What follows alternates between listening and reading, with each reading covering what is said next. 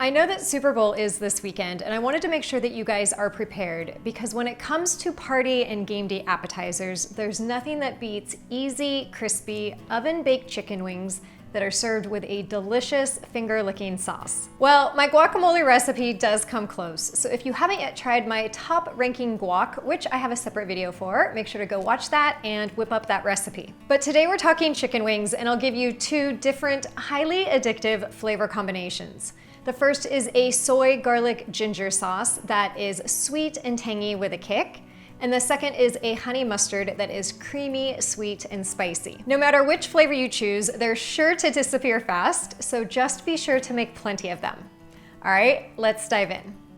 Preheat your oven to 425 degrees Fahrenheit, and then let's chat about how you buy chicken wings from the butcher. You can buy chicken wings in one piece, as you see here, with the wing tip, the flat wingette, and drumette all still attached. But more often than not, you'll buy them from your butcher already cut apart with the wing tip discarded, and you'll get the drumette and flat wingette. If you do get the whole chicken wing, let me show you how easy it is to chop it up yourself.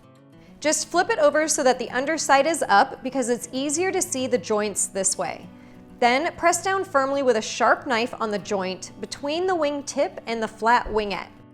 To remove the drumette from the wingette, do the same thing and use your knife to cut right between the joint.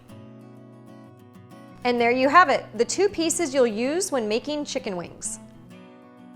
Because I'm showing you two different flavor options today, I've got 4 pounds of chicken wings, but you just need 2 pounds of chicken wings for each individual recipe or flavor.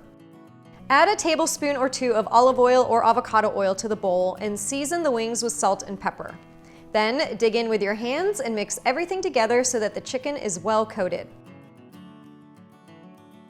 Line a baking sheet with parchment paper, and I always recommend heavy-duty baking sheets so that they don't warp or bend, and then place a rack on top. The rack is important as it allows the air to circulate around the chicken wings and gets them nice and crispy. So place the chicken wings on the baking sheet and make sure that they're not too crowded or touching. 2 pounds of chicken wings is about 20 to 24 of these separated pieces, so you can plan accordingly based on how many people you're serving. But I'd say 2 pounds is about 4 servings. Once you've got your chicken on the pan and your oven is at temperature, place the wings in the oven for about 45 minutes or until they're cooked through and nice and golden. While the chicken is cooking, I'm gonna multitask and create the sauces. So the first sauce I'm gonna show you is a soy garlic ginger sauce that's sticky, sweet, and flavorful. Add a half a cup of honey and a 1/4 cup of soy sauce to a pot, and of course I'm using gluten-free tamari soy sauce, but you could also use coconut aminos if you're avoiding soy. Then you'll want 4 large garlic cloves, or if your cloves are smaller you can use 5. So peel those and mince them into the pot. Next, you'll need 1 tablespoon of finely diced fresh ginger. So I'll peel a chunk of fresh ginger with a spoon, then cut it into thin slices, stack some of those slices on top of each other, and then dice it until it's a fairly small dice. You could always add more or less ginger depending on your personal preference. I always like to add a little more, but I am definitely a ginger lover. So add that to the pot along with a 1/4 cup of water, which I didn't show, but trust me, it's in there. Bring this sauce to a boil and then reduce the heat to a simmer for about 10 minutes. You want it to reduce and thicken up and let all of those flavors meld together. Do keep an eye on this on the stove though, because it is a hot sugar mixture that can easily boil over if your heat is a little bit too high. So while our first sauce is cooking, we can whip up the second, which is a honey mustard sauce. And while I use Dijon mustard in this recipe, I think stone ground mustard also tastes great, so pick your favorite.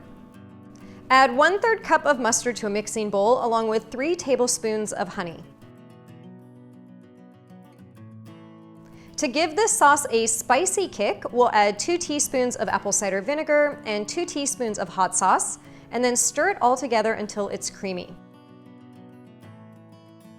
When our soy garlic ginger sauce is done, it should be thick enough to coat the back of a spoon, and it will continue to thicken while it cools. Now, I usually like it a bit thicker and more reduced than what I did today for a stickier sauce, but this will still work. So after your chicken has cooked 45 minutes or so and has a crispy golden skin, Use tongs to place a few of the pieces in the sauce at a time and make sure they're well coated. Then place them back on the rack because we'll put them back in the oven here in a second.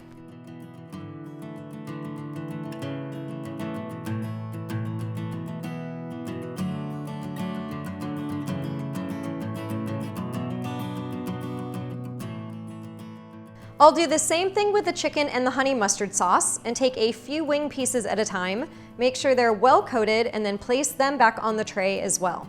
You should have plenty of sauce with both of these recipes to coat the chicken wings well, and you may have a little bit of sauce left over that you can use as an extra dipping sauce.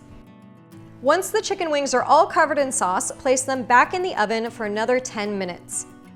When they're done, they'll be beautifully golden and crispy. If I have any sauce left over for the soy, garlic, ginger ones, I like to dip them again before serving because the more sticky sauce, the better. And for the honey mustard ones, I'll usually serve any remaining sauce separately as a dipping sauce. Whichever flavor you choose, just remember that they're highly addictive and will disappear fast, so make sure you make enough because you certainly wouldn't want to run out in the middle of the game. For more delicious game day appetizers and food, make sure to check out my website because I've got guacamole, pico de gallo, pulled pork, and just about every other recipe you need to feed some very hungry fans. I hope you guys enjoyed this video, and if you did, make sure to give it a thumbs up, share it with your family and friends, and I will see you again next week.